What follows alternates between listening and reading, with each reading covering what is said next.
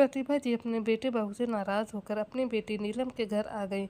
अब प्रतिभा को दो काम करने थे। पहला काम जहां अपने बेटे बहू को अपनी अहमियत बताना था, वहीं दूसरा किसी और की भी अकल ठिकाने लगाने का काम उसे करना था। बेटे के घर से निकलने के पहले अटैची हाथ में पकड़े प्रतिभा ड्राइंग रूम में आई तो बेटे अनूप और बहू सौम्या चौंक कर खड़े हो गए। माँ, अटैची में क्या है? अनूप ने माथे पर बल डालकर पूछा। फिक्र मत कर, इसमें तेरी बहू के जेवर नहीं, बस मेरा कुछ ज़रूरी सामान है, प्रतिभा ने उखड़े लहजे में जवाब दिया। किस बात पर गुस्सा हो?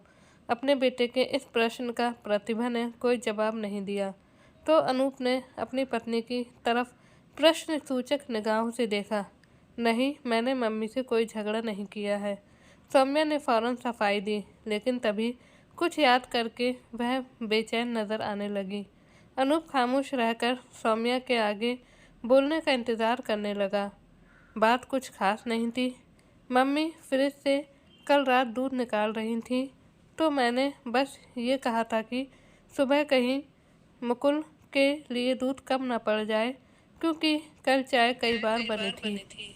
मुझे कतई एहसास नहीं हुआ कि उस छोटी सी बात का मम्मी इतना बुरा मान जाएंगी। अपनी बात ख़त्म करने तक सौम्या चिढ़ का शिकार बन गई। माँ, क्या तुम सौम्या से नाराज़ हो? अनूप ने प्रतिभा को मनाने के लिए अपना लहजा कोमल कर लिया। मैं इस वक्त कुछ भी कहने सुनने के मूड में नहीं हूँ अनूप, तू मुझे राजनगर तक जाने के लिए रिक्शा ला दे बस। प्रतिभा की नाराज़गी उनकी आवाज़ में अब साफ झलक उठी थी। क्या आप नीलम दीदी के घर जा रही हो? हाँ, बेटी के घर अटैची लेकर रहने जा रही हो? अनूप ने बड़ी हैरानी जाहिर की। जब इकलौते बेटे के घर में विधवा माँ को मान सम्मान से जीना नसीब ना हो तो वह बेटी के घर जाकर रह सकती है, प्रतिभा ने जिद्दी लहजे में दलील दी। तुम गुस्सा थूक दो माँ, मैं सौम्या को डांटूंगा नहीं बेटा, मेरे सब्र का बांध अब टूट चुका है, मैं किसी भी हाल में नहीं रुकूंगी। माँ, कुछ और बातें भी क्या जो तुम्हें परेशान और दुखी कर रही हैं? अरे एक दो नहीं बल्कि दसियों बातें हैं, प्रतिभा अचानक फट पड़ी। मैं तेरे घर की इज्जतदार बुजुर्ग सदस्य नहीं बल्कि आया और मेहरी बनकर रह गई हूँ। मेरा स्वास्थ्य अच्छा है तो इसका मतलब ये नहीं कि तुम मेहरी भी हटा दो, मुझे मुकुल की आया बनाकर आए दिन पार्टियों में चले जाओ। तुम दोनों के पास ढंग से दो बातें मुझसे करने का वक्त नहीं है। उस शाम मेरी छाती में दर्द था तो तू डॉक्टर के पास भी मुझे नहीं ले गया। माँ, तुम्हें बस एसिडिटी थी जो डाइजिन खाकर ठीक भी हो गई थी। अरे अगर दिल का दौरा पड़ने का दर्द होता तो तेरी डाइजिन क्या करती? तुम दोनों के लिए अपना आराम, अपनी मौज मस्ती मेरे सुख दुख का ध्यान रखने से कहीं ज़्यादा महत्वपूर्ण है। मेरी तुम दोनों को बेचारे मुकुल की भी फिक्र नहीं है। अरे बच्चे की सारी जिम्मेदारियां दादी पर डालने वाले तुम जैसे लापरवाह माता पिता शायद ही दूसरे होंगे। प्रतिभा ने बेझिझक उन्हें खरी खरी सुना दी। मम्मी, हम इतने बुरे नहीं हैं जितने आप बता रही हो। मुझे लगता है कि आज आप तिल का ताड़ बनाने पर तुली हुई हो, सौम्या ने बुरा सा मुंह बनाकर कहा। अच्छे हो या बुरे, अब अपनी घर गृहस्थी तुम दोनों ही संभालो। ठीक है, पहले मैं आया का इंतजाम कर लूँ, फिर आप चली जाना। नहीं, जब तक आया ना मिले तुम ऑफिस से छुट्टी ले लेना। मुकुल खेलकर लौट आया तो मुझे जाते देखकर रोएगा। चल रिक्शा करा दे मुझे। प्रतिभा ने सूटकेस अनूप को पकड़ाया और अजीब सी अकड़ के साथ बाहर की तरफ चल पड़ी। पता नहीं माँ को अचानक क्या हो गया, ये जिद्दी इतनी है कि अब किसी की कोई बात नहीं सुनेंगी। बड़बड़ाता हुआ अनूप अटैची उठाकर अपनी माँ के पीछे चल पड़ा। परेशान सौम्या को नई आया का इंतजाम करने के लिए अपनी पड़ोसिनों की मदद चाहिए थी। वह उनके घरों के फ़ोन नंबर याद करते हुए फ़ोन की तरफ बढ़ चली। करीब आधे घंटे के बाद प्रतिभा अपने दामाद कार्तिक के घर पहुंचकर बैठी हुई थी। अपनी बेटी नीलम और कार्तिक के पूछने पर उन्होंने वही सब दुखड़े उनको सुना दिए जो कुछ देर पहले अपने बेटे बहू को सुनाए थे। आप वहाँ खुश नहीं हैं, इसका कभी एहसास नहीं हुआ मुझे। सारी बातें सुनकर दामाद कार्तिक ने आश्चर्य व्यक्त किया। अपने दिल के जख्म जल्दी से किसी को दिखाना मेरी आदत नहीं है कार्तिक। जब पानी सिर के ऊपर हो गया तभी अटैची लेकर निकली हूँ। बोलते बोलते प्रतिभा का गला रुंध गया। मम्मी, ये भी आपका ही घर है, आप जब तक दिल करे यहाँ रहें। अमन और रिया नानी का साथ पाकर बहुत खुश होंगे। कार्तिक ने मुस्कुराते हुए उन्हें अपने घर में रुकने का निमंत्रण दे दिया। यहाँ बेटी के घर में रुकना मुझे अच्छा। माँ, बेकार की बातें मत करो, नीलम ने प्यार से प्रतिभा को डपट दिया। बेटा बेटी में यूं अंतर करने का समय अब नहीं रहा है। जब तक मैं उस नालायक अनूप की अकल ठिकाने न लगा दूं, तब तक तुम आराम से यहाँ रहो बेटी। बेटी, आराम करने के चक्कर में फंस कर ही तो मैंने अपनी ये दुर्गति कराई है। अब आराम नहीं, मैं काम करूँगी। प्रतिभा ने दृढ़ स्वर में मन की इच्छा जाहिर की। मम्मी, इस उम्र में क्या काम करेगी आप? और काम करने के झंझट में क्यों फंसना चाहती हो? कार्तिक परेशान नजर आने लगा। काम में वही करूँगी जो मुझे आता है। प्रतिभा बेहद गंभीर हो उठी। जब नीलम के पापा इस दुनिया से अकस्मात चले गए, तब ये 8 और अनूप 6 साल के थे। मैं ससुराल में नहीं रही, क्योंकि मुझ विधवा की उस संयुक्त परिवार में नौकरानी जैसी हैसियत थी। अपने आत्मसम्मान को बचाए रखने के लिए मैंने ससुराल को छोड़ा। दिन में बढ़िया पापड़ बनाती और रात को कपड़े सिलती। आज फिर मैं सम्मान से जीना चाहती हूँ। अपने बेटे बहू के सामने हाथ नहीं फैलाऊंगी। कल सुबह नीलम मुझे लेकर विनीता के पास चलेगी। ये विनीता कौन है? कार्तिक ने उत्सुकता दर्शाई। विनीता मेरी बहुत पुरानी सहेली है। उसने बढ़िया पापड़ बनाने का लघु उद्योग कायम कर रखा है। वह मुझे भी काम देगी। अगर रहने का इंतजाम भी उसने कर दिया तो मैं यहाँ नहीं रही। नहीं माँ, तुम यहीं रहोगी। नीलम ने उन्हें अपनी बात पूरी नहीं करने दी और आवेश भरे लहजे में बोली, जिस घर में तुम्हारा बेटा बहू ठाठ से रह रहे हैं, वह घर आज भी तुम्हारे नाम है। अगर बेघर होकर किसी को धक्के खाने ही हैं तो वह तुम नहीं, वह होंगे। तू इतना गुस्सा मत कर बेटी। माँ, तुमने कभी अपने दुख दर्द की तरफ पहले जरा सा इशारा किया होता तो अब तक मैंने अनूप और सौम्या के होश ठिकाने लगा दिए होते। नहीं, रहने दो बेटी। अब मैं काम करना शुरू करके आत्मनिर्भर हो जाऊंगी तो सब ठीक हो जाएगा। मुझे तुम पर गर्व है माँ। प्रतिभा के गले लगकर नीलम ने अपने पति को बताया, मुझे वह समय याद है जब माँ अपना सुख चैन भुलाकर दिन रात मेहनत करती थी। हमें ढंग से पाल पोसकर काबिल बनाने की धुन हमेशा उनके सिर पर सवार रहती थी। आज अनूप बैंक ऑफिसर और मैं पोस्ट ग्रेजुएट हूँ, तो ये माँ की मेहनत का ही फल है। लानत है अनूप पर, जो आज वह माँ की उचित देखभाल नहीं कर रहा है।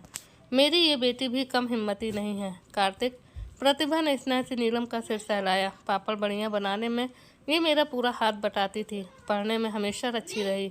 मेरा बुरा वक्त ना होता तो ज़रूर डॉक्टर बनती। मेरी गुड़िया, आप दोनों बैठकर बातें करो। मैं ज़रा एक बीमार दोस्त का हालचाल पूछने जा रहा हूँ। मम्मी, आप यहाँ रुकने में ज़रा से भी हिचक महसूस ना करें। अनूप और सौम्या को मैं समझाऊंगा तो सब ठीक हो जाएगा। कार्तिक उनके बीच से उठकर अपने कमरे में चला गया। कुछ देर बाद वह तैयार होकर बाहर चला गया। उसके बदन से आ रही इत्र की खुशबू को नीलम ने तो नहीं, पर प्रतिभा ने ज़रूर नोट किया। कौन सा दोस्त बीमार है कार्तिक का?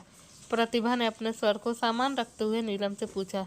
मुझे पता नहीं, नीलम ने लापरवाह स्वर में जवाब दिया। बेटी, पति के दोस्तों की, उसके ऑफिस की गतिविधियों की जानकारी हर समझदार पत्नी को रखनी चाहिए। माँ, 2 बच्चों को संभालने में मैं इतनी व्यस्त रहती हूँ कि इन बातों के लिए फुर्सत ही नहीं रही। अपने लिए वक्त निकाला कर, बन संवर कर रहा कर। कुछ समय वहाँ से बचाकर कार्तिक को खुश करने के लिए लगाएगी तो उसे अच्छा लगेगा। मैं जैसी हूँ उन्हें बेहद पसंद हूँ। माँ, तुम मेरी फिक्र ना करो। और ये बताओ कि क्या कल सुबह तुम सचमुच नीता आंटी के पास काम मांगने जाओगी? अपनी आंखों में चिंता के भाव लाकर नीलम ने विषय परिवर्तन कर दिया था। प्रतिभा काम पर जाने के लिए अपने फैसले पर जमी रही। उनके इस फैसले का नीलम ने स्वागत किया। रात को अनूप और सौम्या ने प्रतिभा से फोन पर बात करनी चाहिए, पर वह तैयार नहीं हुई। नीलम ने दोनों को खूब डांटा। सौम्या ने उसकी डांट खामोश रहकर सुनी, पर अनूप ने इतना जरूर कहा, माँ ने कभी पहले शिकायत का एक शब्द भी मुंह से निकाला होता तो मैं ज़रूर कार्रवाई करता। मुझे सपना तो नहीं आने वाला था कि वह घर में दुख और परेशानी के साथ रह रही हैं। उन्हें घर छोड़ने से पहले हमसे बात करनी चाहिए थी। नीलम ने जब इस बारे में माँ से सवाल किया तो वह नींद आने की बात कह सोने चली गई। उनके सोने का इंतजाम अमन और रिया के कमरे में किया गया था। उन दोनों बच्चों ने नानी से पहले एक कहानी सुनी और फिर लिपट कर सो गए।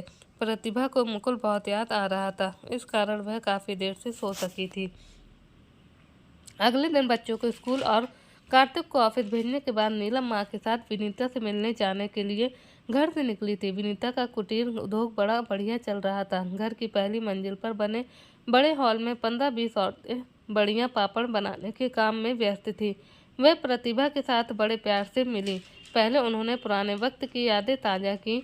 चाय नाश्ते के बाद प्रतिभा ने उन्हें अपने आने का मकसद बताया तो वह पहले तो चौंकी और फिर गहरी सांस छोड़कर मुस्कुराने लगी। अगर दिल करे तो अपनी परेशानियों की चर्चा करके अपना मन जरूर हल्का कर लेना प्रतिभा। कभी तुम मेरा सहारा बनी थी और आज फिर तुम्हारा साथ पाकर मैं खुश हूँ। मेरा दायां हाथ बनकर तुम चाहो तो आज से ही काम की देखभाल में हाथ बटाओ। अपनी सहेली की ये बात सुनकर प्रतिभा की पलकें नम होती थीं। प्रतिभा और नीलम ने वर्षों बाद पापड़ बड़ियाँ बनाने का काम किया। उन दोनों की कुशलता जल्द ही लौट आई। बहुत मज़ा आ रहा था दोनों को काम करने में। कब लंच का समय हो गया उन्हें पता ही नहीं चला। नीलम घर लौट गई क्योंकि बच्चों के स्कूल से लौटने का समय हो रहा था। प्रतिभा को विनीता ने अपने साथ खाना खिलाया।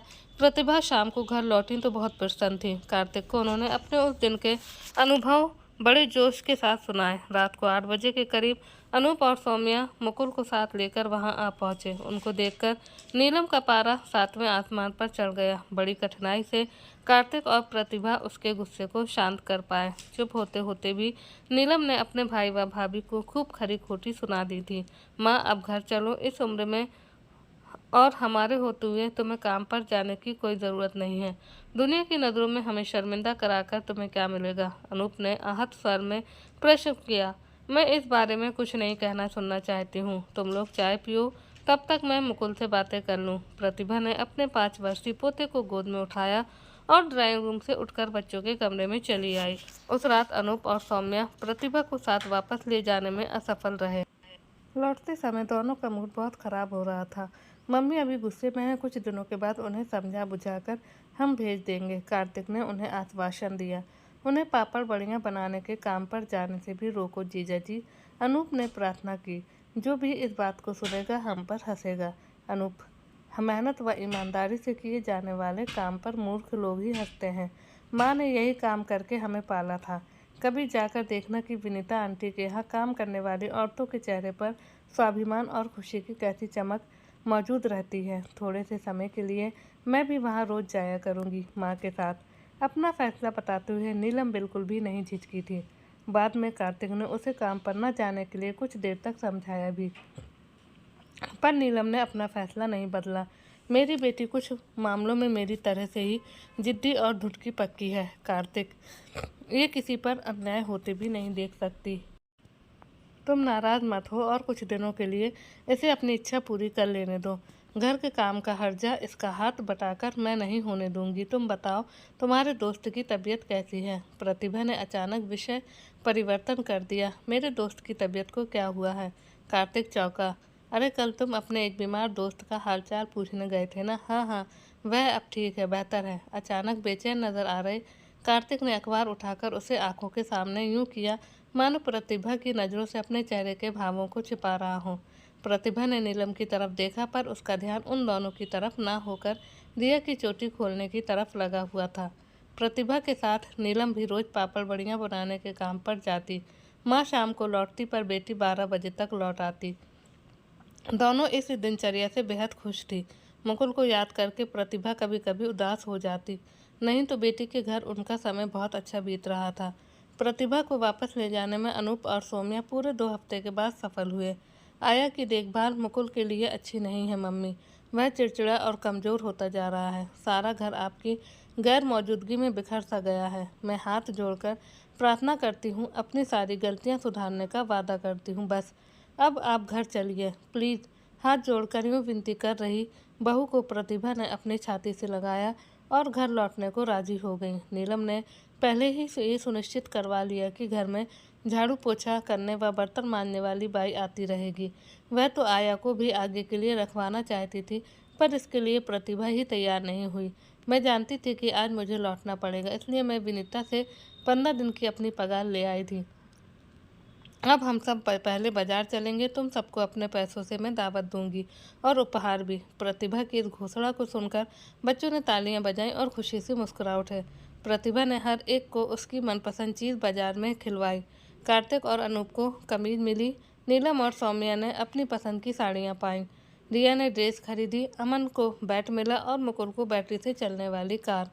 वापस लौटने से पहले प्रतिभा ने अकेले कार्तिक को साथ लिया और उस आलीशान दुकान में घुस गई जहां औरतों की हर प्रसाधन सामग्री बिकती थी। क्या आप यहां अपने लिए कुछ खरीदने आई हैं मम्मी?